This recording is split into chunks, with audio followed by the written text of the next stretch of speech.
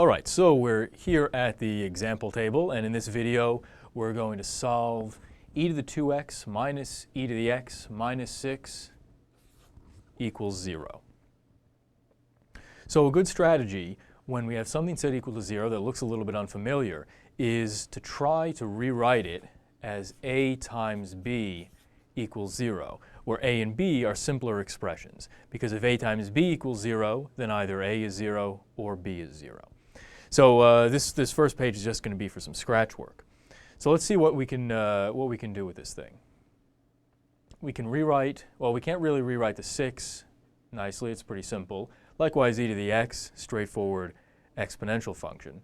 But e to the 2x, we can rewrite. So if you remember the rule, the exponentiation rule says that e to the 2x is e squared quantity to the x. But since we can write 2 times x also as x times 2, we have e to the x times 2. So this is also e to the x quantity squared. Now we actually didn't need this extra step. We didn't need to reverse the order here. We could have gone directly from e to the 2x to e to the x quantity squared. But this, I think, helps you see where it comes from. E to the 2x is equal to both of these expressions. Now, which, if either of these, do we want to use in our original equation? Well, here we have e squared to the x. We don't see another e squared here, so maybe this isn't going to be a good choice. This, on the other hand, has e to the x inside this square. We have another e to the x, so this seems like a good candidate. So what we want to do then is try writing this thing as e to the x squared minus e to the x minus 6 equals 0. Now, thing to notice here, this is actually a quadratic. It's a quadratic in e to the x, not just x. If you're having trouble seeing that, let's set y equal to e to the x. And let's rewrite this thing. This becomes, well, this first thing is just y squared minus y minus 6 equals 0.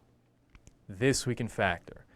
This factors into y minus 3 times y plus 2 equals 0. And this is what we were looking for all along, right? We wanted to split it up into a times b equals 0. Well, we've got it.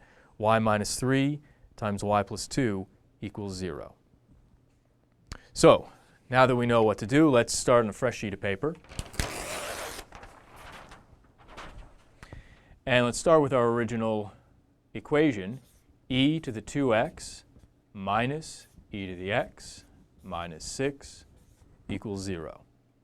We rewrite the first part as e to the x quantity squared, and now the rest stays the same, so minus e to the x minus 6 equals 0. We just saw how to factor this. It factors into e to the x minus 3 times e to the x plus 2. So this is equal to 0. So one of these two terms on the left must be 0.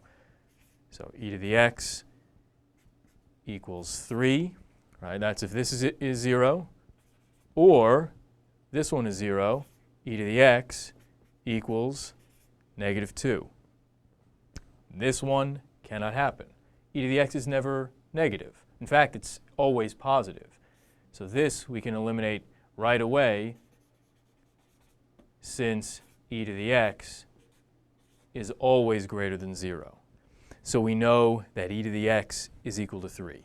We take the natural log of both sides, and we get x equals the natural log of 3.